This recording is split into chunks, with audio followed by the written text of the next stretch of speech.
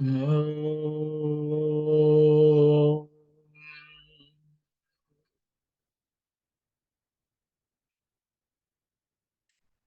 Om.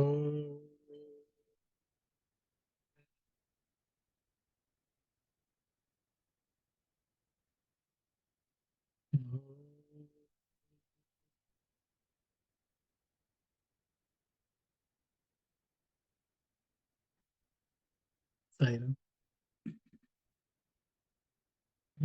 Just to recollect what we were discussing last week, we were where Krishna has introduced the topic of Jiva, Prakriti, Deha, Jiva and Deha, Prakriti and Purusha, and so on. So we started discussing what is Purusha, what is Prakriti. I think we'll continue the discussion. I don't think we completed it. So I will ask sister to read what we were reading, and then we will continue to discuss Saiva. Arjuna wished to continue his questions. So Krishna said, "My dear brother-in-law, you are eager to question again?" Seizing the chance, Arjuna put in his query. Krishna, you have explained the Prakriti Tattva or nature principle. Now I wish very much to know what is meant by Purusha. What are the characteristics? What is its nature? Arjuna, Krishna said, whether you call it Purusha or Kshetrajna or Jnaya, it is the same. Kshetrajna is the knower of the kshetra or field. Jnaya is that which is known. Purusha is the jiva and Prakriti is the deha or the body. The embodied is the Purusha, the person who knows the body. The deha or body also has a number of names, each having its significant meaning. It is sharira because it wastes away. Deha because it is liable to be burnt. The jiva is that which activates the body and becomes aware of its limitations. Arjuna was pestered by doubt at this answer, and so he started another series of questions. Krishna, how did this wasting and destructible body come to be called kshetra or field? Arjuna was indeed a clever listener. Krishna answered him with a great deal of patience. Krishna replied, "It is through this body that merit can be acquired by engaging in various beneficent activities. The body is the vehicle for earning jnana, or the universal vision. It is the body that leads you on to liberation itself.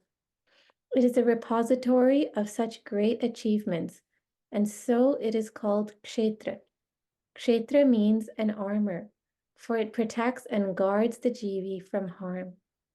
Another meaning is field, a meaning that is full of significance. Whatever seeds are sown or saplings planted in the field, the harvest depends on their nature and quality. The body is the field. The jivi is the kshetra palaka, the protector of the field, and the crop. Sowing the seeds of meritorious deeds, one reaps joy and happiness. Sowing the seeds of sin, one reaps the harvest of grief and worry. Sowing the seeds of jnana, one garners the harvest of moksha, or liberation from the bondage of birth and death.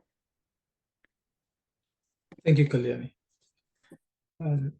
So Swami has equated the Deha to Prakriti and Kshetra. And Purusha, Swami has equated to Satya Kshetrajna, the Dehi, the one who is embodied, and Purusha. So that's where we are. So what we are trying to understand is to understand these terms which Swami has used well. I think last week, we were sort of thinking that Prakriti is Maya also. And and when we say Maya, that doesn't exist. But here Swami is saying the Deha is the Kshetra, the field on which we can do the farming of, and get a harvest. So it is real to that extent. So I will stop here and I will open up the discussion of so that we understand this, the Kshetra, the Deha and Prakriti, and on one side and on the other side, the Jiva, the Purusha, and the Jnata. Let me stop. I will open it up. I think Brother Dasan was about to say last week, and we told him he can only speak next week. So I think we'll start off with Brother Dasan. I am putting his hand up.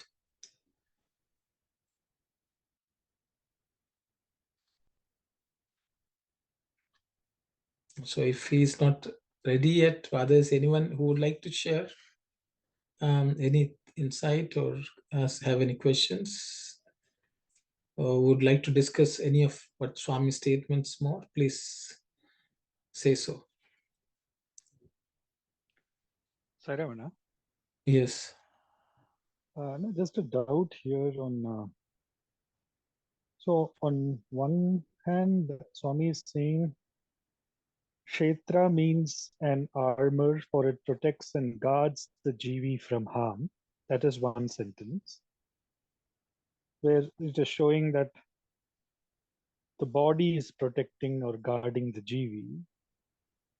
And on hand, on the other hand, it comes that actually the indweller is the one who is taking care of the Deha, right? And that is, so I'm just trying to reconcile both of those statements. I'm just seeing. Okay, thank you. Thank you, Sai Satish.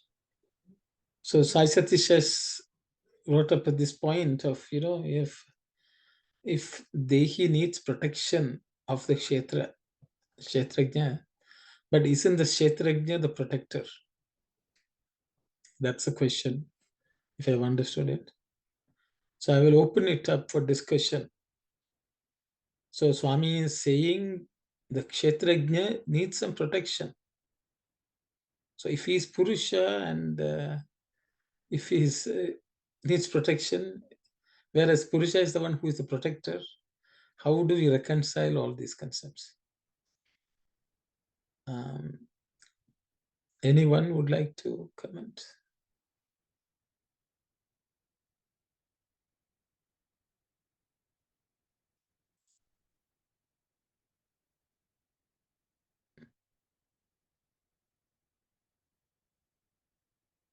If there no one is speaking, maybe I will speak. But if anyone has something to say, please put up your hand. So Sai Satish, again we are back to this Jiva. Is the Jiva the Paramatma question? Okay. When Swami says Purusha is the Jiva, it's only at the microcosmic level. The Jiva is comparable to the Purusha. But the reality is the Jiva is a limited entity. It has many limitations. The limitations are because of the Deha in which it is encased. So because of that, the Jiva needs the body to protect itself so that it can continue the journey to its origin or realizing that it is the Purusha. Until such time, the Jiva needs protection. So it's like Swami says, Swami gives a nice analogy or example. He says if you plant a small sapling, you have to put lots of fence around it and keep it safe from all animals which can graze it, eat it. But the same sapling, once it grows into a big tree, it is capable of giving protection to everyone. Even the cows and the goats which could have eaten it when it was small now will take shelter. So the reality is the Jiva is the protector when he becomes a Purusha. or he channels the Purusha energy, then he becomes. Until then, the Prakriti or the Deha has been bestowed by the Paramatma, which is an aspect of Prakriti itself, which actually gives some, the means to achieve the end, the protection during this journey, is the way I understand. So we should not think, when Swami says Purusha is the Jiva, we should not Purusha equals Jiva. It's not a right understanding. Purusha is not equal to Jiva. Jiva is not equal to Purusha. But in essence, Jiva has the Purusha essence, the Bijam. The seed of the Lord is there as Jiva in us. That's the way I understand. I will stop here. I think Mani Aunty would like to share something. Sairam, we have to remember that Jiva is only a reflection of Paramatman. When we say reflection, as Arun said, it is a limited Jiva. It's not fully Paramatma. Only he of course assumes that he is Paramatma himself, and he takes up ownership of all the things what is going on in the Deha. That is why he is called Jiva needs the protection of the Paramatman, and we should be clear about this distinction between what is Jiva and what is Paramatman. Here Swami calls Jiva as Purusha. He calls it Purushudanaga Jivudanyu, Prakriti anaga Dehamaniyu Neruguno. And here he says, Bhagavad Vibhutulu Nelakonna Chotu Kanuka Adi Kshetramani Pilovadunu. That is about Deha. Kshetramanna Kavachamule Jivunni Kapad. So Kshetramanna Kavachamule, it's just a protection or armor, what we call. It's a armor around Jiva. Kapadadini Maroka Arthamo. I think when we are clear about what is Jiva and what is Paramatma, then we can understand this, what Swami is trying to say. Saira. Thank you, Auntie. Thank you. Saramana and Auntie, thank you for that explanation. I'm Okay. just looking at that Prashnottara Vahini also, where Swami says, like when the Jiva leaves, everything collapses, right? So it is dependent on the Jiva that every other function happens within the body. So independent, I'm not talking even about Paramatma and Jivatma. That is, of course, a different thing by itself. I'm not, because that is a reflection, the fish, all that analogy we had, the thing in the ocean. I'm not talking about that. I'm saying when the Jiva is present, everything functions. And when the Jiva leaves, everything stops functioning. So it's literally that the whole of the functionalities, whether it's the body, mind, and all of that 24 principles, is dependent on that 25th principle. So which is the armor of which one is the question, because ultimately the presence of one protects the other, right? So if Jiva leaves, everything stops. But now when Swami says that the Kshetra, the body becomes the armor for this, that's where I am trying to understand that. I don't know if I put... I think good question, Satish. So your question is, if the Jiva leaves, the body itself collapses. Isn't the Jiva the protector? And does it? So I think the way I understand is, we are going for a war, in the battlefield. So you put on armor and go. Okay. Who put on the armor? You yourself. But the armor is the one which will protect you in the battle. But you can come and remove the armor, and once the armor is removed, the armor is removed. You can walk free without the armor. So what you put on the armor, and that armor protects you. Because the way it is, the material in which it is made, and the battle in which you are, so the armor. So the thing is, you put on the armor protects you. But you are the one who has put on the armor. And another person may have prepared it. So I think only from that sense, I think the Kshetra is their armor. Okay. Yeah, got it. Got it. Thank you so much. Yeah. Yes, Uncle Gopalan or Auntie Sai Kamala. Saira. Trying to understand the meaning of Jiva and Jivi. Same meaning, Uncle. Same.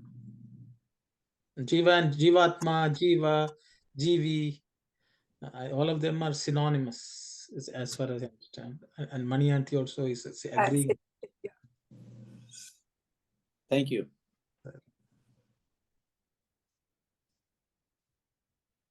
Just a few sentences after this spot. Could you just translate that sentence again? Polamuna I Vittan. Polamuna. Polamuna. Polamuna means it's a field. Field. Where you farm. A field, where you can do agriculture. Agricultural field is polam. Could you translate that sentence? Polamuna I Vittanamulu. పొలమున ఏ విత్తనములు చెల్లుదుమో నాటుదుమో అదే పంటను మానవులు తీసుకొందురు. So whatever seeds the human beings plant in this field, where which is a farming field, they will get the harvest of that, the crop of the same seeds which they have planted. So the thing is, the Swami is also using the body is given three names. One is Kshetra, and Swami gives three different meanings. One is Kshetra. The first one is Kshetra is a place where God, it's a Punya Kshetra. Because the divinity itself is present, it is divine. Okay, that is one meaning for Kshetra. Second Kshetra is that it can be a farming field where you can farm. Whatever you plant, you will get the fruits of it. So from that perspective, the second one, which is that Swami's Polamuna E Vitana, whatever you plant, our deeds, our thoughts are the seeds, and our results are the karma phala, the fruits of our actions. That's what Swami says. So this is the field in which we plant seeds and also harvest the crop of the same seeds which we have planted. Okay. And the first sentence And was... there's in one place Swami says, in the earth, if you plant seeds, sometimes you may get crops or not. But the most fertile field is our body, because whatever you plant, you are bound to get the harvest. There's no question. Swami has said that. You were asking something, sorry. And sorry, the first sentence in that also, it Aneka Punyamulu Sampadinchi. I mean, బాబా అర్జున, ఈ దేహము ద్వారానే అనేక పుణ్యములు సంపాదించి జ్ఞానమును పొంది మోక్షమును పొందుదురు కదా. So Swami is saying, in this deha, our body, through that, many meritorious acts are earned, and the jnana is obtained, and moksha is attained. Isn't it so? That's what it is. అనేక పుణ్యములు means meritorious deeds which you do.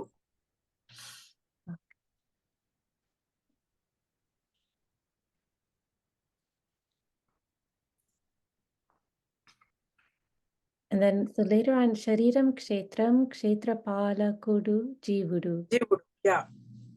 The one who protects the kshetra is jiva. I think, which is what Sai Sathya was saying. Yeah. Kshetra actually is the protection, but kshetra palaka is also jiva. జీవ.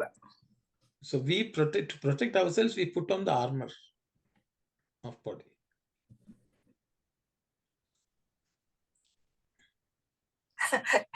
Because of the presence of Paramatman there and Sharira there and Jiva is there.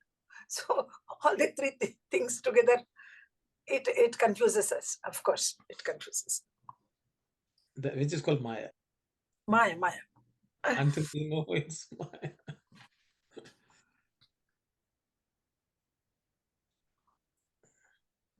May I add one thing? Yes, Auntie, please. Sairam.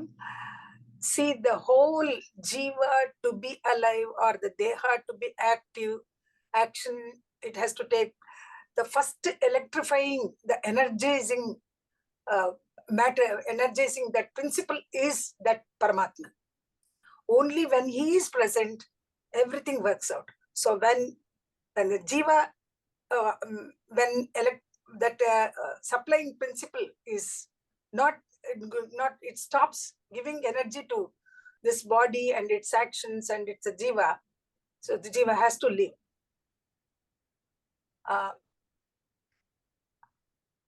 Yeah, the switches with Paramatma is what I'm to say. Is with The Paramatma. exit of the Jivatma is in the hands of the Paramatma.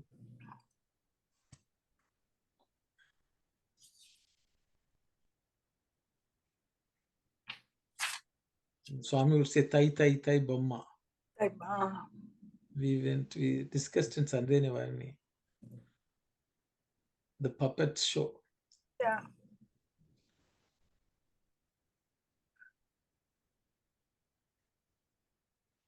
Anything else anyone would like to discuss? Or? And I think it's maybe the third paragraph, where it says the last line of the paragraph, Dani stitini sampurnamuga telusukon nuvanine.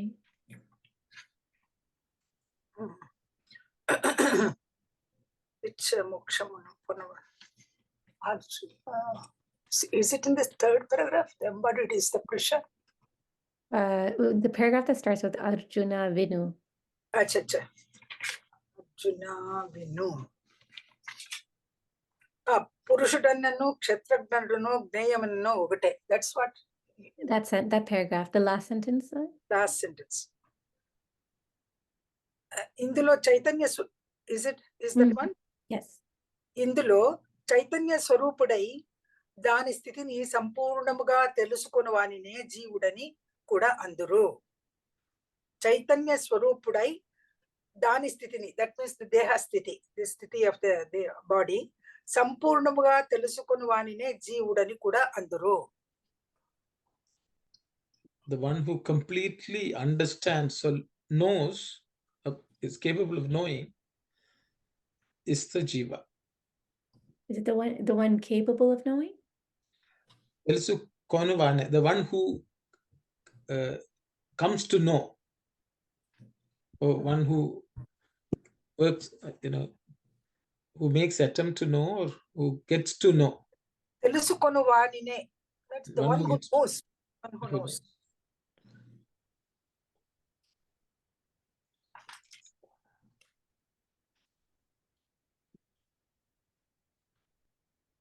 I was just asking because the Jiva doesn't always know. Yeah, that's what Telusikonu means. Yeah. Get to know. The person who gets to know, who comes to know, which that way you can say, who is capable. That's why I use the word capable. This Konuvana means the one who engages in the action of getting to know is Telusikonuvana. Telusinavada means he is already knows. Yeah. Telusinavada means he already knows. Telusikonuvana means one who gets to know. That's a continuous, present continuous sense. Okay. Here, Swami, Swami is trying to tell us is that Jiva should realize that it is the presence of the Paramatman in him is the one, the reality. That is the thing which he has to know. And some people, we are not, some of us, we are not able to come to that conclusion that yes, Paramatman is there in us. We are just living at the surface, saying that yes, we are Jivas. That's all. Actually, behind the principle of Jiva, there is the greatest principle, the real principle is Paramatman. Saira.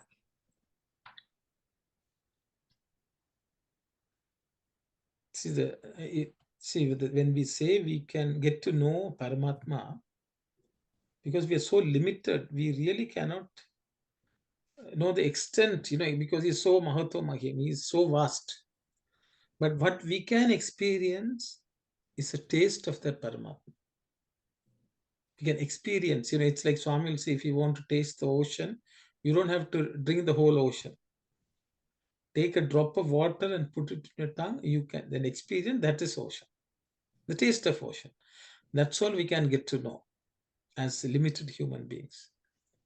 I think that we should understand, it's not that certainly we all knowing and we are the ocean. The drop cannot become ocean. The drop can only merge in the ocean. To merge in the ocean, it has to know itself. Once it knows itself, knowing itself is to bring out the qualities of the Paramatma. Brother Sairam, that's the reason we are called. Oh, Sister, unmute.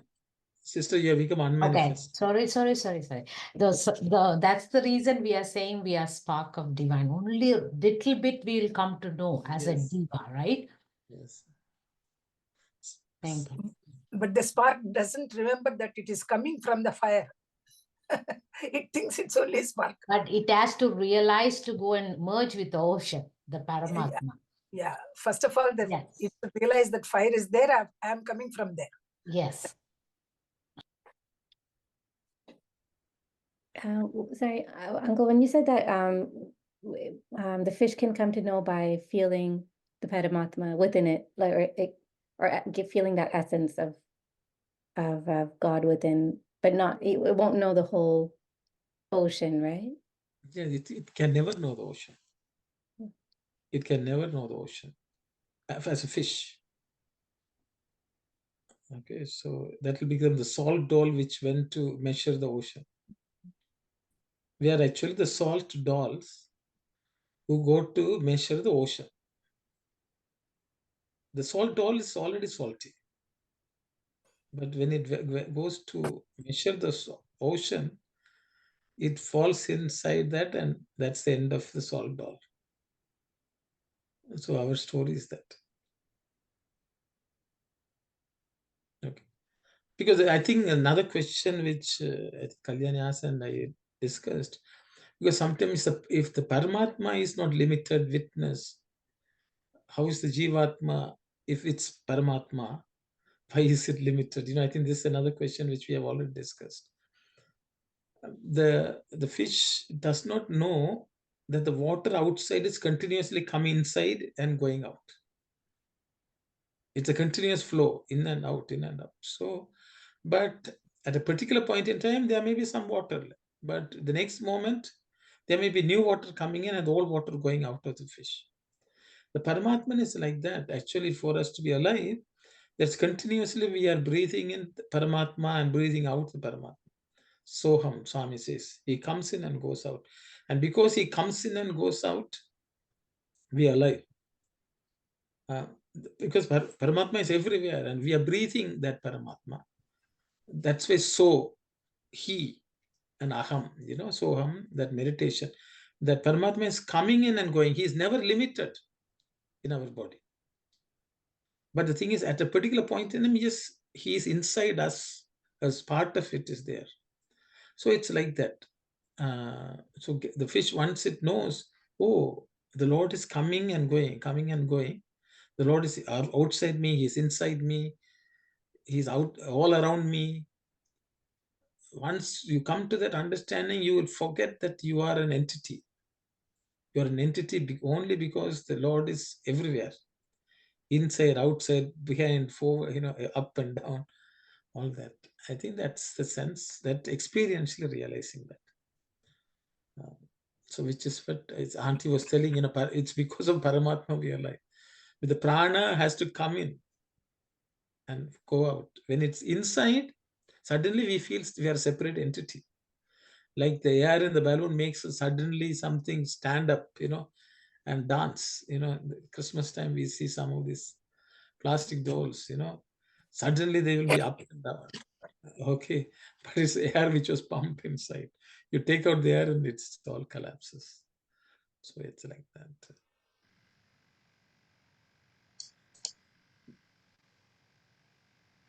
And I think Sister Ananthi wants to say something. Please go ahead.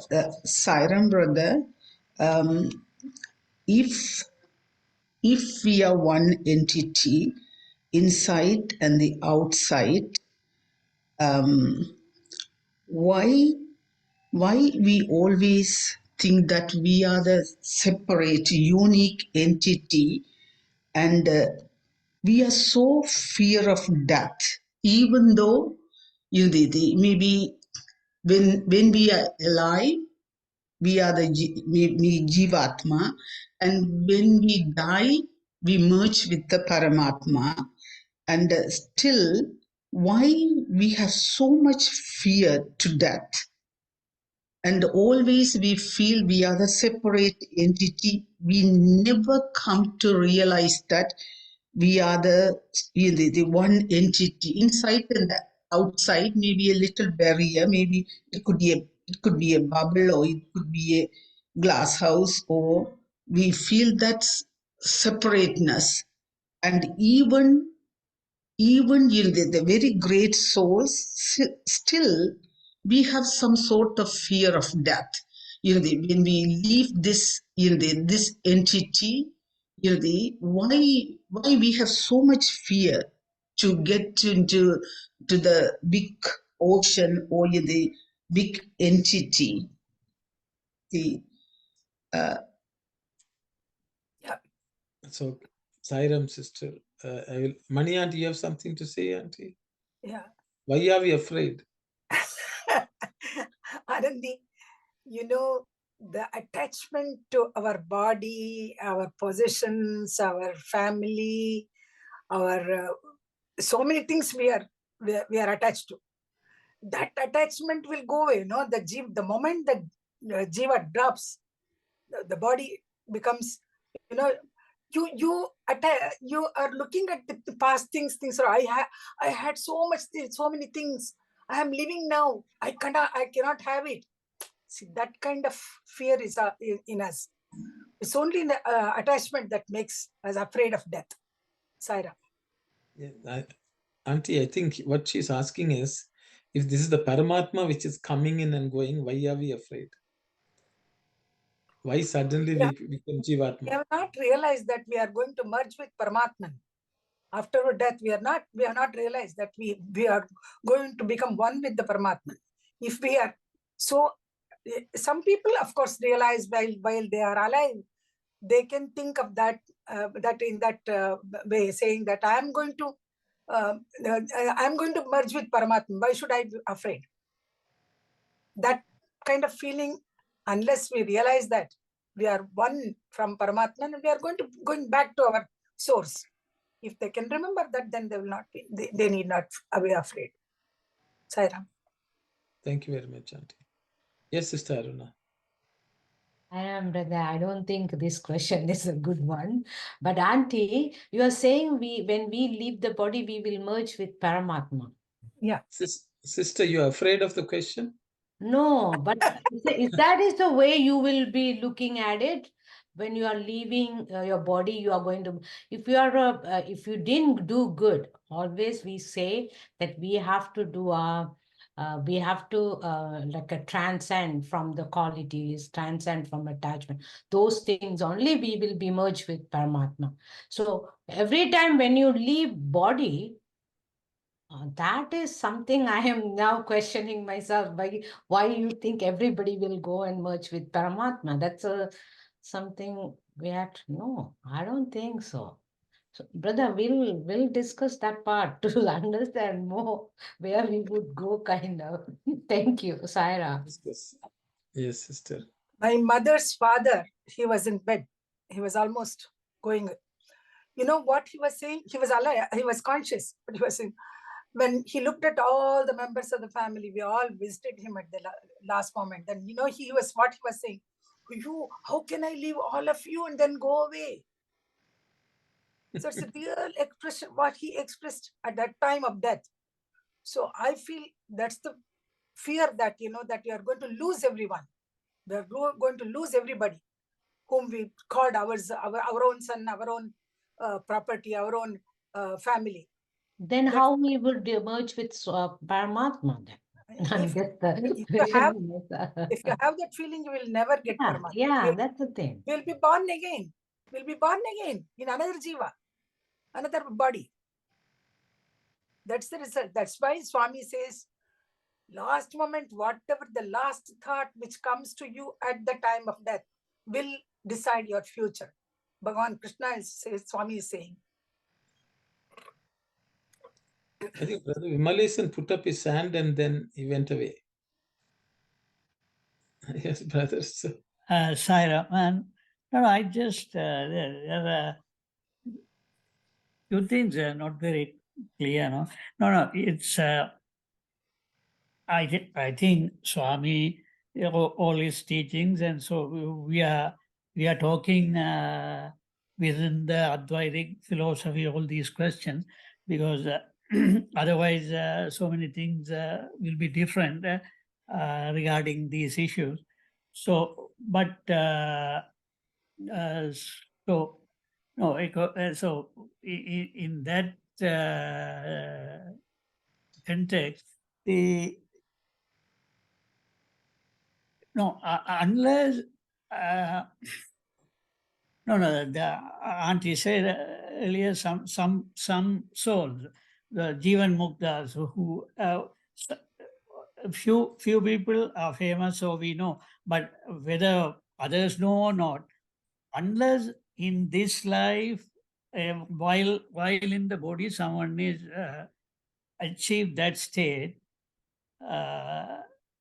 then surely he's going to born again. That's how we have to take it, because if someone reach that stage, whether others recognize or not, for that person, he will have no fear, he will have no attachment. So, and he will have no fear. So, in that, so that's why. So that unless we come to that stage while we are alive, then there will be surely fear of death and fear of losing all those things, as Auntie said. So, but one thing I still like some clarity.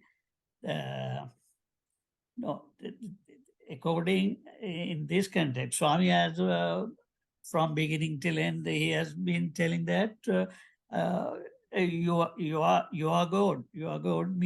So this is the same thing he has been trying to drive home. So to however much we study to know that experientially we have to become pure and all that through sadhanas and all that. So I think we know how far, if we a little bit introspectively we analyze ourselves, we can know, I guess. So, but in this philosophy, the only one, the and he said Paramatma or the Brahman, that's the only thing ever existing. That's the only Sat. So that is why. So we have to clearly, first intellectually at least, we have to know that, and we have to believe that, and then we have to do all the sadhanas to come to realize that state. For that, so that everyone, I think, had to retrospect and know how we are progressing on. So I don't know where, brother, I don't know. I don't know what I have been telling makes sense to others. Sorry, Sairam. Sairam, thank you. Yeah, I think just to nutshell, you're saying in the Advaitic sense, it makes sense. But to get to that point, there inquiry is required and sadhana is required. And hopefully we will attain that state and not be born again. I think that's what you're saying. Right. Yeah. So I will ask Brother Sai Satish here. So, but one thing from some of the questions, one thing everyone has to be clear is that when we die, we shouldn't say it that way. When we die, we merge with Paramatma. No, that's not the thing. But when we die, only we leave this body. But the subtle body is still there till we come to, we become enlightened or whatever this is. So that's why, as Auntie said, the rebirths happens and things keep going on. So that thing has to be clear. Yes. Thank you. Thank you. Thanks, Sairam. Yes, Sai Satish, please. Hi, Ramana. So just going back to what Sister Anandi had said about Paramatman coming in and out and the fear aspect, why it is there. So I would flip it the other way and say, because the fear is there, that is where we are not feeling the Paramatman going in and out. So it is more like,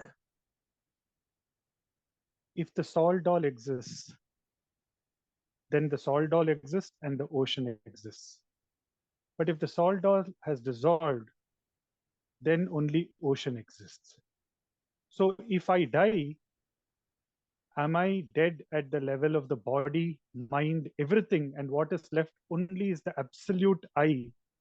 Then I have become one with the Paramatma. But if it's only the body that's gone and the mind exists, that means my travel hasn't come to the destination. It is still in travel. It is still in transit.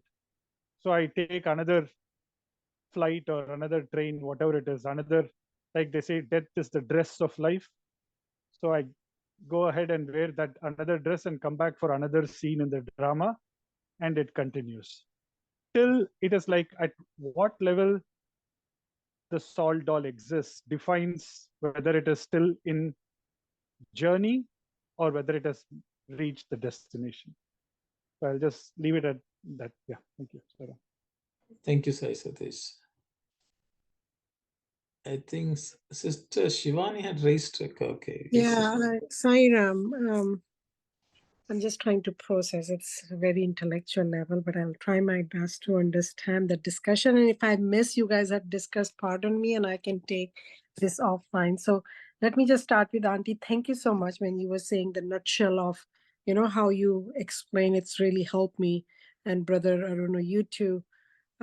So my understanding is body, which is a field, as based on here what we mentioned is a kshetra. Jiva or GV, which activates the body. I'm just summarizing in my head and out loudly. And GV is a reflection of Paramatma, as Auntie said. Nothing can happen, right? It's the Kshetra Palaka as well, the protector of the field. So here, the last 4 lines, sowing the seeds of all these deeds. So who is sowing those seeds? Is the GV? Yes, sister. Okay. So whoever is occupying the field. Oh. So every day you are sowing seeds. Like today morning, you must have gotten up. So this is Jiva or GV is sowing the field, right? Seeds. Continuously sowing and reaping. So then why we are saying the body is I read somewhere, is the who help in liberation. So it should not be it is a body that leads you to liberation. So it should not be the body, it should be the GV who is sowing. Body is the instrument, Shivani. Body is the instrument given to us. It's a upakarana with which we have to do our idam shariram kalu dharma sadhanam. To do all actions, you need this body. Yeah, but So- body doesn't help us to get liberated. It is the jiva action which help us, because the jiva is sowing the seeds. Jiva is only a life force, but the actions are all done by your bodily Okay. parts, isn't that? Yeah. Yeah, that is it. Sai Ram. Sairam, anyone? Maybe I will just Yeah, please see. go. I think the first. I think I will start with Anand's question. What happened to Paramatma who went into the body and got lost, and now is afraid to come out? I think that was the question. So what happens is, Sorry, Arun, what was the question? Paramatma? Paramatma is there. Yeah. We are one with Paramatma, Yeah. and the Paramatma spark of it is a Jivatma. It has come into the body. Yeah. Now, why is this spark afraid of losing the body? I think, there are many fears, but the ultimate fear is, I don't want to die. That's it. Okay, that is the ultimate thing. Then we extrapolate that I don't want to die to other people die. Then we will say, oh, my family is there, and I die, I am losing them also. Not only my body, I'm losing other bodies also. Other bodies also. And we are losing everything which we have earned. All that we'll worry. So ultimately, it all boils down to this Paramatma, the spark of it which has come into the body as Jivatma. And then, Sister Hani's question is, why is it scared to even leave the body? What happened to this Paramatma? Is the question. I hope I remembered the question okay. So the thing is, see, it is that is also part of the game. Because what happens, I will take the ocean. The ocean water became a fish. There's a little bit of ocean which went into the fish. And then suddenly that water, I forgot that where it came from. And then it is thinking, oh, I am just caught in this. Okay. And then it thinks, oh, I am the fish. I am separate. And the ocean is out there. So this is called ignorance. But then the ignorance is also part of creation, because that is also the journey of cycle which every atma goes through. So I don't think we had to beat ourselves up that I am ignorant, I've forgotten that I am atman. So but the thing is, the difference between normal jiva and an avatar is, when that bit of water enters the body of a fish, that's fully aware that I am nothing, I'm still the ocean. I'm just temporarily here, and I will go out of this. And that also realizes the fish is also nothing but the ocean. The fish is also water. So the thing is, once we know that, the fear goes away. Then you can ask, but why is some people getting it? The reality is, when we're distracted by the world and get attached to things of the world, then we forget who we are. It's like we go to any place, we may go to a temple to pray. Some people go, pray and come. Others may go and get distracted by many things in the temple. The people around, the people who, their clothes, their dress, what they are doing, all that also we will pay attention to. So then what has happened? That is because of vasanas or whatever, or some tendencies which we have earned along the way, which is the result of that. But a person who wants to come and pray, who just comes, looks at the altar, looks at the form of God, pray and go. So any form of distraction can result in ignorance. So everything in life is actually distraction. But that distraction is also creation. It's a part of creation. But then the Lord will say, okay, now don't get distracted. It's time to go, move on. So and that is sadhana. So in the ultimate analysis, The ocean is not worried whether some water is inside the fish or not, whether some water is inside a plant or not, because it knows it's all ocean anyway. And it is a play in the ocean, the different forms, shapes come up. So ultimately, ignorance is the cause of fear. Swami also says, for example, if you take an elephant and you tie it with a rope, it forgets that it can break it and move on. It just gets caught. And it thinks I'm limited by this and does not know who it is, what it's capable of. So we are also like that. But then because of that attachment to distractions of the world, we are afraid and we forget who we are. That's all it is. And I think, sometimes we think we have to suddenly die and then merge. No, the merger happens as soon as we realize that we are the ocean. We are one with Paramatman, one that's happened. The merger is already taken place. The body is not doesn't limit such a person. That such people are called Jivan Muktas. So thinking that I have to die and then I will merge is we are only looking at the body. The merger has to happen when we are alive, when we are young. Swami says that has to happen when we are young. When we are old, we cannot. When we are young, we have to.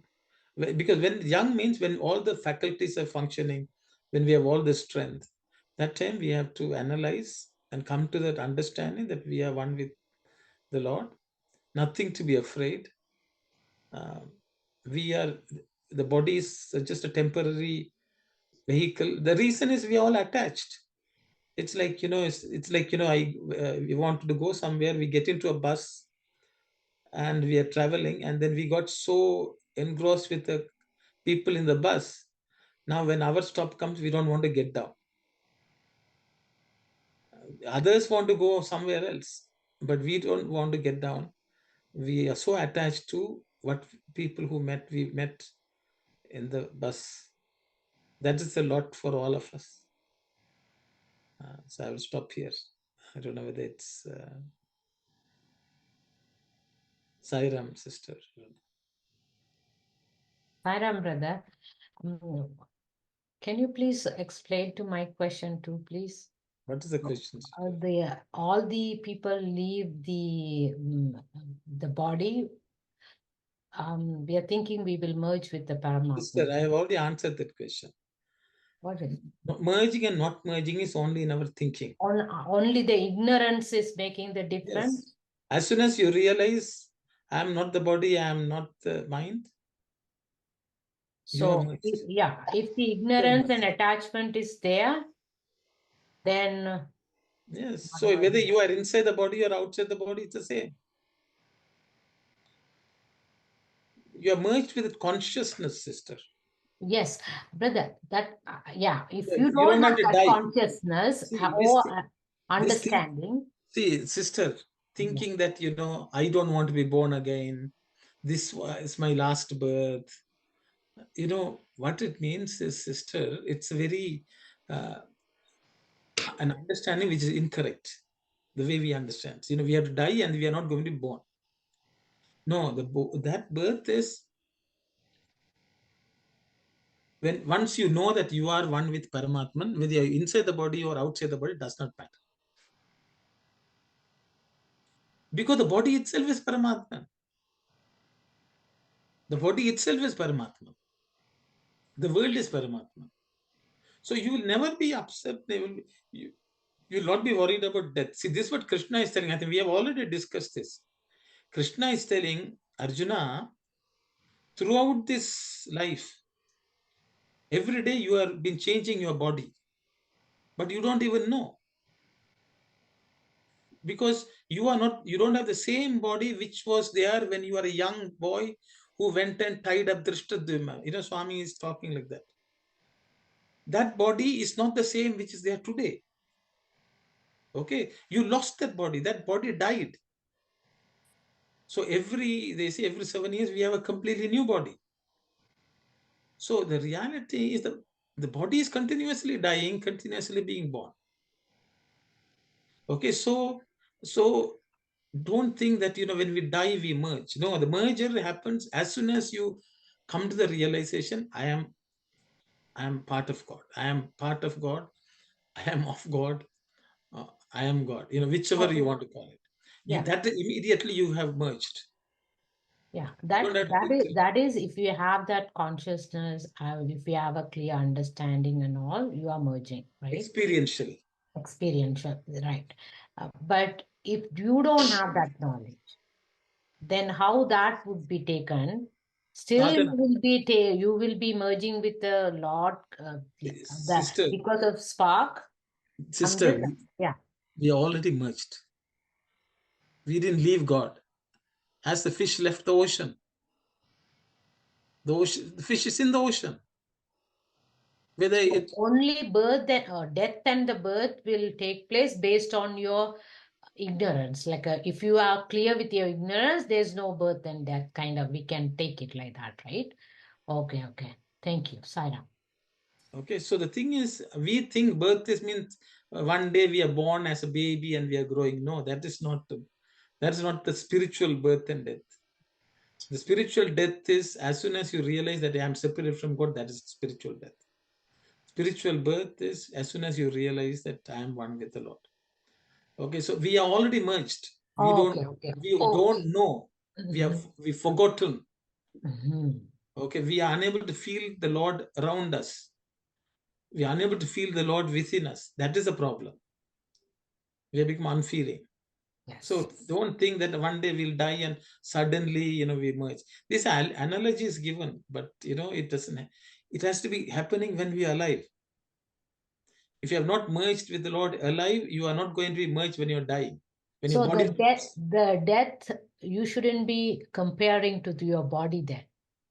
Exactly. Only when you think you are a body, you will be worried about all that. Worried I am about the dying. body. Okay. So, okay, I got them. Okay, so taking out the body and you have to think. Yes. Okay. Body will go through its own problems. That's part of Prakriti. Prakriti is continuously changing.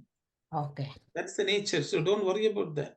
Okay, we are not talking about the body's death and okay, great. Yes. Thank you so much. Body's death is not your death.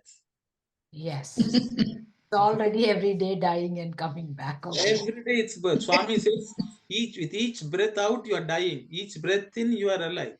And morning wake up is wake up, dying. That is also birth. Yes. Evening when you go to sleep, it's death.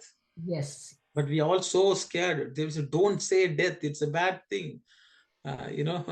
In spirituality, death is the most important concept. Oh, great. Thank you so much. Okay, now I got it. Thanks. Brother Dasan. Yes, Saram, brother. Everyone's thinking in a different angle.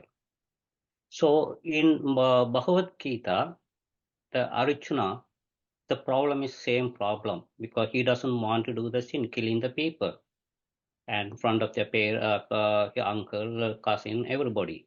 So he attached to that one. That's what Lord Krishna explained about how to come out from the attachment and the desire. So he explained so many things. So that even we have read so many places that whatever inside me, same Atma in even in the animals too. The only difference is the knowledge and the mind. So we are fear because of the death, our mind and the knowledge, ignorant, whatever you said. So the whole Prakriti we can understand is part of is a Paramatma. So if we come to know, if we have the proper knowledge, so we are not going to scared for the death, but our mind is not trained. So even if you like something, our body is an instrument only, because this Kshetra was given to elevate our Atma to merge the final destination. If the body is not there, that this body was created by Lord's Leela. We don't know why we came to this earth and everything, why he created same Atma everywhere. But when we get the human body, that is the good thing that you can merge you can go back to the original states by doing three things with bhakti or then even karma, that's the easiest one, or meditation or anything. But so that only different is the mind. If we don't have the mind, if we have the purity, that's what whatever we put seeds in the body is a thing, the land or anything, we have to cultivate the land through the mind and sadhanas. Then our mind is going to be, we have to know that we came to this earth by ourselves. We are not going to go with nobody. So we have to understand, we have to go to the final destination, then we have to cultivate good crop, so good sadhanas. Then when you do the good sadhanas and everything, our minds get purity and we can think about the Lord. Then finally, even doesn't matter what age, we can, while living in that earth, we can merge, or we can, after the final time also, we can merge. That's what most of the people read Bhagavad Gita in the last minute to understand the purpose of the life. Thank you, Brother Saira. Sairam, Sairam. Anyone else like to share?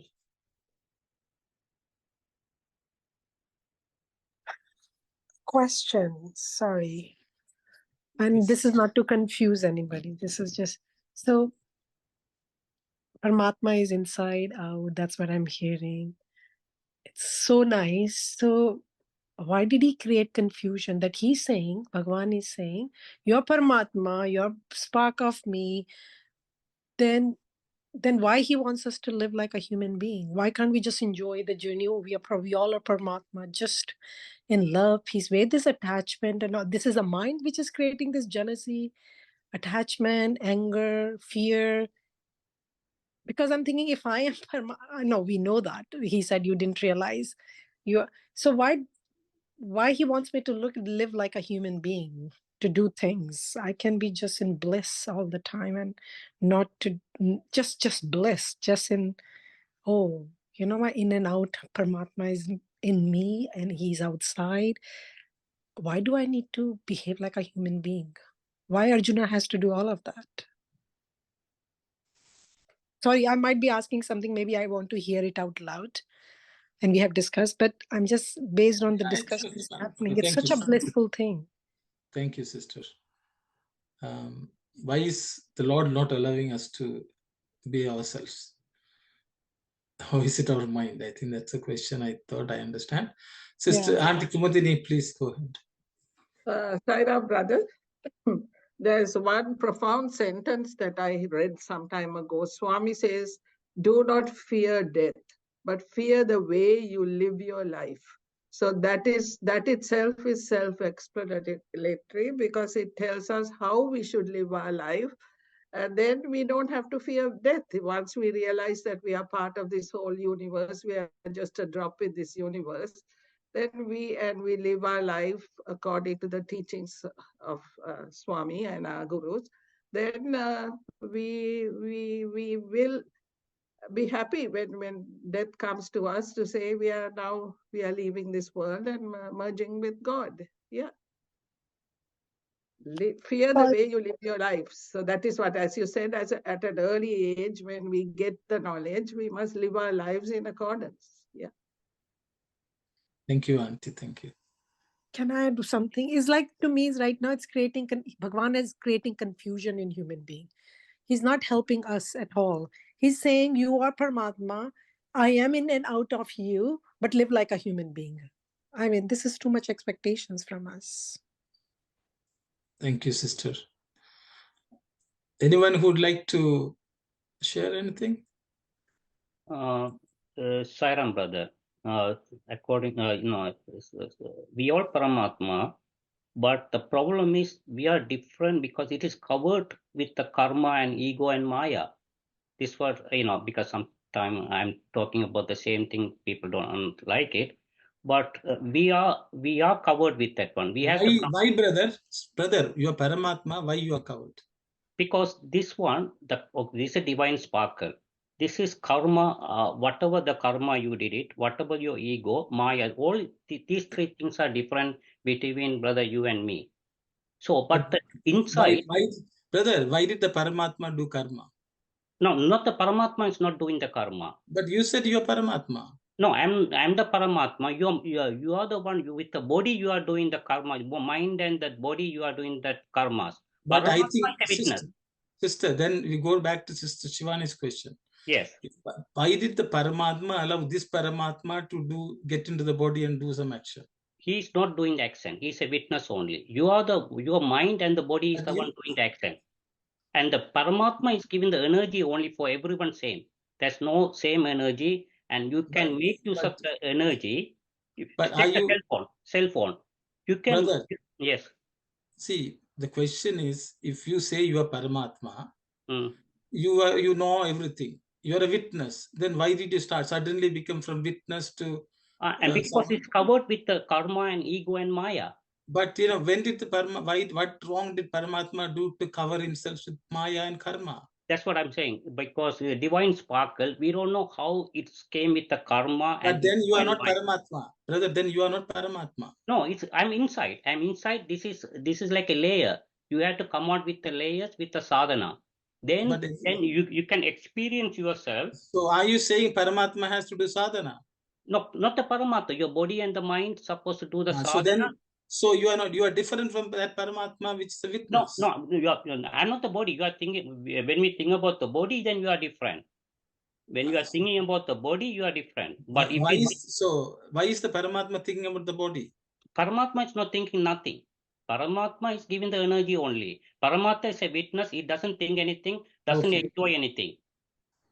So your mind and your body is enjoying, and your mind is enjoying everything through the instruments, the body and the five senses.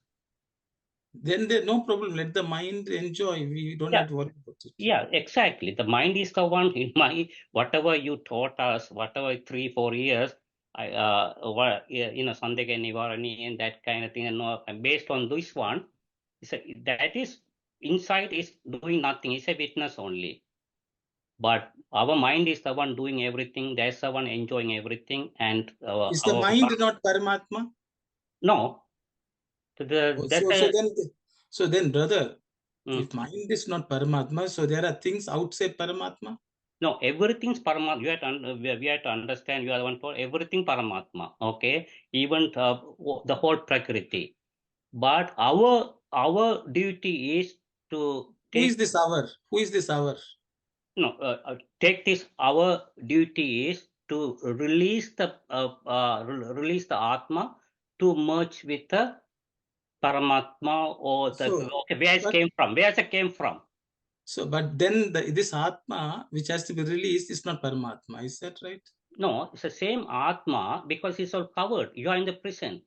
Because why did it get covered? That's the question we asked. The reason I can put it this way. So brother, okay, you say mind is Paramatma, Prakriti is Paramatma, the Atma is Paramatma, then nothing to be done. So then we can think about like this: the parrot inside the cage is thinking, "Oh my goodness, this is the world. I'm getting the food and everything, feeding." But when they release the cage, then only it knows I'm out, I'm freedom. So same thing, our Jivatma also inside the thing. We need to get the light from the Lord to merge with the to look at the Paramatma. Merge with that again. It's a sparkle only, because whatever you said, brother, the ocean, if you want a taste of the ocean, we don't need to drink everything, just a drop, little bit of taste. If you put the tongue, you will understand the same taste, brother. Okay, thank you, brother. Thank you. Yes, Sai Satish, you have something to say. Hi, Ramana. This is Paramatma speaking, so please don't question me. No, the question is Pariprashna, just so that we get clarity. So I'm just on a lighter note. Yeah. So, but going to Sister Shivani's question, I'm just paraphrasing Swami's thing, sister, and Swami would always use it for "I want peace," and I'm using it "I want bliss" in the context of what you said. As long as the I ego exists, want, desire exists, then we are cutting off ourselves, whether you call it peace or bliss or anything. That is what is. So like the thing is, we are now questioning like, oh, why did Paramatma do this to me? But actually, if we are Paramatman, we should ask ourselves the question, right? So it's more like, am I in that state? So we can say, oh, everything has dropped. I am that. But what happens within a second, the mind comes back. And with the mind coming back, the doubt comes back. So Swami has given that analogy where he would say that God is the seed and he planted himself in this universe, which gave this huge tree, and from this tree came several fruits, which in turn again has seeds and so on. But what Swami would say is, to essence the bliss of that fruit, you have to remove the peel of desire and the seed inside of ego and attachment, I and mine. If we remove desire, if we remove ego, if we remove the attachment, then we essence that fruit, which is bliss, which is what you're asking about. Because every time it is the thing of I want bliss. So the moment we say I, right? At what level of I am I talking about? Because if you're talking about at the level of Paramatman, then there is no question of asking for bliss, because that person is blissed out. That person does not exist. You cannot even say person, because I think they become like persona. They just merge with the absolute thing. So every time I differentiate, and the differentiation causes separation, which Swami would call it ignorance, and what we have been saying, and that ignorance leads to suffering and all of that whole process of feeling separate from God, and then he is the one who's making me feel like that or thing. But in essence, Swami hold the kerchief and he would drop it. He would say to hold the kerchief is difficult, to drop it is easy. So in that point, am I essencing dropping my desire, dropping my attachment, dropping my ego, feeling that I am separate, dropping that? Then it is more about that. If that is done, then what remains is bliss. But this is all again like just parroting out from Swami's thing. So thank you so much. So what I am thinking now, based on this discussion, is making me think at this moment, who is I have to peel off? Who is we? Who is I? I mean, I'm just now thinking, who is peeling off what? If I'm Paramatma in and out, who is peeling this? I can just live like that, use my mind, drink, eat, don't think anything, whatever is required, and just live.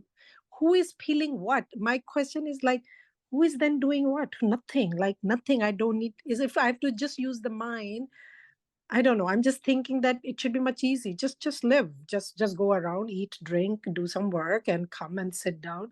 Then there's no need to do any peel off, because everything is Paramatman.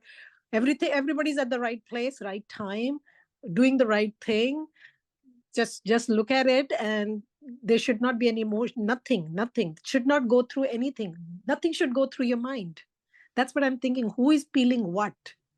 Yes. Sorry, I'm just. Sai Satish, go ahead.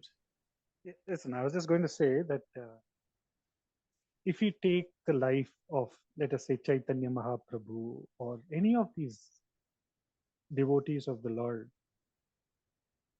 if we have only read like stories of them, of course, when it comes to the Lord himself, it is different. So Bhagawan, I'll not even get to that point. But if you just see the lives of devotees, that is what they did, sister. Like what you're saying is, whether you just, for Chaitanya Mahaprabhu, if you say like Krishna, then he was lost in that.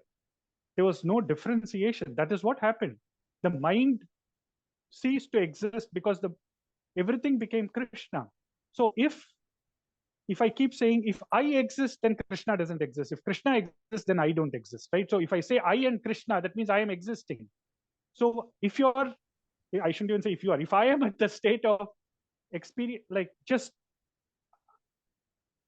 absolute existence, like constant integrated awareness, being in that bliss, that is what it is. So then you don't come back and say, I am doing, like what you're saying, I am feeling the thing and all of that, right? So at what level are we existing? Because if that small I exists, that means you are existing, or rather I am existing, I'm still trying to peel.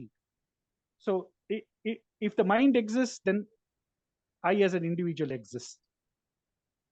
So if the mind is fully governed by that love, that divine love, that divine consciousness, then that existence ceases, because it is only God who is existing in that form, and he is fully radiant in that form. In others also he is existent, but the expression of that is not as radiant as it is in a devoted person. Sorry if I didn't get No, it makes get to sense. the Yeah, I'm just thinking if I can be at that state, can I survive in this world? Survival in the sense, can I do the work? I'm just sorry. I'm that. Swami would say, then in fact that the person who is in that state will be at such level of vibration that they will touch lives with their very presence itself. We are talking about devotees who have lived that life and have touched centuries later inspired people. So when they are there, would they have not inspired people? They means again, sister, it is the same mind, right? It is the same mind which is now making, oh, if I get into that state, what will happen? Can I go and cook my food and give it to my children? Can I go and do my office work? Can I take care of my family? It is the same mind, but at that level, it is so filled with divine energy that whatever it touches will become gold. Sure. Like the I think the fried rice you made for your children. Yes. Sister, everyone is waiting for that fried rice. I have to host a dinner, a lovely dinner for all of you. It can be a study circle. Yes, Brother Dasan, you have raised your hand again. Yeah, Sairam, brother. If the person is Is going it the Paramatma speaking or the Jivatmas, brother? my mind is speaking. Okay. Whatever that, we studied tamas, rajasic, sattvic nature. In order to realize our final goal, we have to move to the sattvic nature. So if you are eating and doing nothing, then you are going to be a tamas. It's not going to improve anything because you are selfish. So duty and dharma is very important. Duty means your action supposed to be benefited for the society, not for yourself or not for your family. That is the way duty is. That's what Krishna was taught in the Mahabharata to Arjuna. Your duty is supposed to be good for the dharma. You have to establish the dharma. Even though you are killing the people, that is your duty. In order to uplift ourselves, we have to move to sattvic nature. So in order to move the sattvic nature, we have to go do the good work and good sadhanas. Then your mind is going to be calm. When the mind is calm, you can achieve, or you can look for God's attributes. Thank you. Thank you, brother. Thank you. Anyone? I think Sister Shivani's question, I think Sai Satish answered to great extent. But I thought I will just give a slightly different analogy. Sister, you have two children, I think two daughters. They are small, young. And you still consider them small and you as big. And so you may guide them to do this so that, and they will say, why don't you let me lead my life the way I want? Okay. But you generally would advise them something, because you will, in your mind, you will think that if they make certain choices, they do certain things, they may not attain the fruits they are looking for. And then they may feel sad, upset, angry, frustrated, disappointed, and so on. So what you are trying to do is remove the disappointment, which may come sometime in the future based on your own experience. So until they reach a certain level of maturity, you may share the knowledge which you have gained through your own experience. So that is why for the Lord, when Swami looks at us, he will look at us like a small child who is still trying to learn something, but he's trying to do something which he may regret later, or it may not give him happiness, peace, which he's really after. So because of that, he will guide.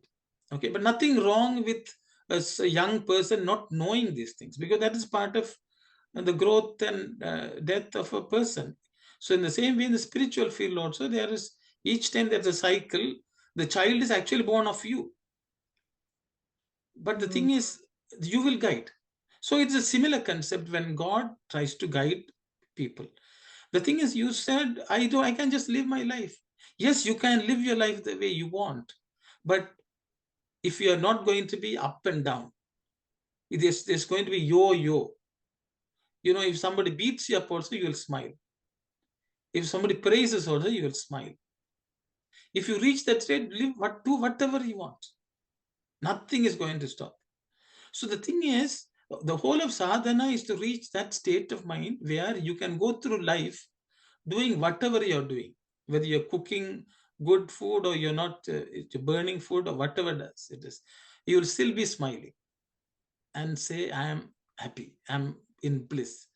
So then if you, to reach that state only, all this sadhana. Swami says, when he came on as an avatar, there's a group, set of people who don't need any help because they're realized and they're leading life as realized souls in this world. They don't need my help. Then there's a set of people who are completely not even interested in learning anything. They also will not benefit from me. But in the middle, there are some people who are trying to do something, but not, and a bit confused, lost, and are up and down, are suffering. He is here to help them, to teach them in all the things which they need to do, so that they will be able to go through life without being affected by the losses and gains, the pain and the pleasures, the sorrows and happiness. They will not be affected. He is actually trying to get us to that. We can get that to that state only when we are one with the Lord. We think like the Lord. Our mind functions like the Lord. It does not have any ailments. So that's all the Lord is doing. You can live the way you want. But if through all that, if your state of mind is bliss, peace, then you can do anything. No one, so that's all. But if you want to attain that state, then you follow sadhana. If you don't want to attain, that's also okay. For the Lord, it's okay. You will live. Then Swami, there's it's outside this syllabus, I would say. Swami they have called Pravaha Jivi. Then there are something called Buddhi Jivi, Pushti Jivi, like that, Swami. There are different way people live. So what the Swami is trying to help us do is to get to a point where we are not agitated in this world. We make the best of our time. Whatever we do, it doesn't matter. We may cook anything, we may do any job, we may have money, we may not have money, we may be suffering from an ailment. Through all this,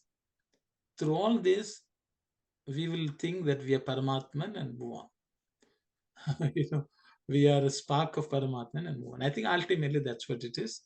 But it is a natural phenomenon in this created world.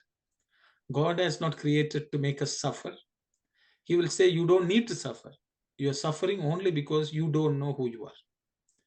And so to explain, teaching this, all this study cycle is so that we revise and remind, learn, so that tomorrow will be a better day. We'll face life with a better state of mind, with a better bliss. We will enjoy bliss, unperturbed bliss. To get us to that spot only, all this sadhana. And once that happens, you can continue to cook and serve. Go to your job and come. No problem. Okay. Nothing is going to change. After merging also, you'll be doing the same things. Then you're not sowing the seed of any sin, nothing good or bad. You're just doing it. Exactly. I hope, I think we have really beaten this Prakriti so much that Prakriti itself will be scared now.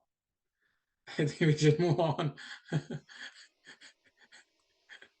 I will stop here. If there are any questions, we can discuss. Maybe one little point I would like to share with you my thought. Why we have the great fear of death from the discussion and the analysis. Of course, Manianti started with attachment and the ignorance. both play a big role on that one. That's why we have so much fear. And I also thought in my mind, according to the Swamis, in order to get a new trust, the old trust should be burned out. That's really in that opening paragraph, in that maybe the second column, and the that's fine. In order to get a new trust, we should burn out the old trust. But God has a great suspense on that one. I wouldn't tell you which trust you will get the next time, and maybe that part is really striking us too. In the uh, and also we don't know whether whatever the attached thing, whether we will get it in our next birth. So if these two things are assured by God, many of us we will say, okay, I'm ready to die, and I will come back with the even better things, and the God has a great suspense on that one. Maybe that's the great fear for most of us, whether we will get the same life or may the same, the capital situation, the parents, children, the wife or husband. So the fear of death, what would be our next birth, whether we would get the same comfort or same, the background, same, the siblings or friends, or uh, I thought the God is great. He has put a great suspense on that one, without telling us. Otherwise, if he has already assured us in this birth, okay, you will get the next birth, they will, you will be this one, and with all these, the backgrounds and everything, I may be willing. Okay, I'm ready to die and come back. I just thought God is great. The God has the really tricky one. So sister, Thank you, Saira. that's a good question. See, actually, I was as you were speaking, I was thinking slightly differently. Actually, God, it's a suspense. What dress we will buy is a suspense for God. See what happens, for example, the ladies are there, they should not get upset. If you have a wardrobe of saris, okay, until you give them away, the same saris will remain with you. Okay.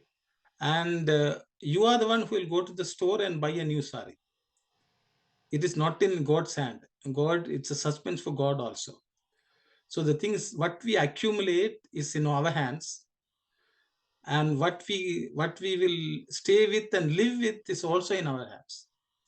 For example, if I have a wardrobe of clothes, if I am not giving them away, they will remain with me tomorrow also, day after also. So in next birth, the following birth also, those attachments will remain. So that is why vairagya is supposed to be important. We have to give up. We have to give away. And we should not be accumulating new clothes. We should not seek. Because if we seek, we will go to the store, look at all available and pick one and bring it home. So I'll stop there. Maybe is this the reason, maybe every new year we burned out the old clothes and getting the new clothes? Exactly. Maybe that symbolizing the real birth and death, yeah? Concept. Yes. Thank you, brother. Thank you so much. Yes, Sister Aruna, you have something to. It's No, 4:30. no, just I was No saying. sorry discussion, sister. No sorry discussion, brother. But I just wanted to tell you, now again we have come back to the body, birth and death. Okay, we were really discussing the birth and death for the soul and the Atma only, right? Body dies and take a birth. That is based on the attachment, as you have mentioned. But the real death and birth is based on the Atma. Thank you, Saira. You realize. So it's 4:30. I hope, I don't know whether anyone has any question or comments. One last call. Uncle, maybe Yes. you could, I think based on what Anandi Aunty was saying also, I think like in the Gita also, Krishna had talked about yoga prashta, how if we're on some spiritual path and we make endeavors and sadhana, then none of that is lost. Like even if we don't achieve the highest, then we will still keep going. So I guess if we're not attached to anything else, we're only attached to our sadhana, or if we're only attached to the Swami, then we need not fear. Exactly. We will That's be right. born in a better family. We will get all the circumstances and which are very, very beneficial for us to improve, develop ourselves. So we don't have to be afraid of what next. And first of all, Swami says, live in the present, do your duty, do your righteous living. Then you will automatically get whatever you deserve. Sai Ram. Thank you. Sai Ram, Promotion, automatic promotion. Yes, brother. This page is not moving to the next page even past 2 weeks. So we are stuck in the I know here in the jiva. So just for a nutshell, brother. Brother, just be a witness, no problem. It doesn't have to move. Our life, even if we get the good human life, is all because of the good deeds and the karma. How we are enjoying our life, it's all karma has the reflection, reaction, resound. So it all depends on the karma. When you do good seva, when you good deeds and everything, you're going to have a better life. That's all. Thank you. And God doesn't punish you because He's the Father. Father means we studied, He's the protector for us. Everything yourself. Thank you, Sai Ram brother. Sai Ram, brother. So we'll close the session today and we'll continue from next week. Hopefully that'll be a new birth and a new paragraph. The paragraphs we'll read. Yes, brother. We will move on. Sai Ram. Om Samastaloka Sukhino Bhavantu. Samastaloka Sukhino Bhavantu. Samastaloka Sukhino Bhavantu. Om Shanti, Shanti, Shanti. Sai Ram, everyone. Sai Ram, brother. Sai Ram. Sai Ram, everyone. Thank you so much. Thank you, Sai Ram. Thank you.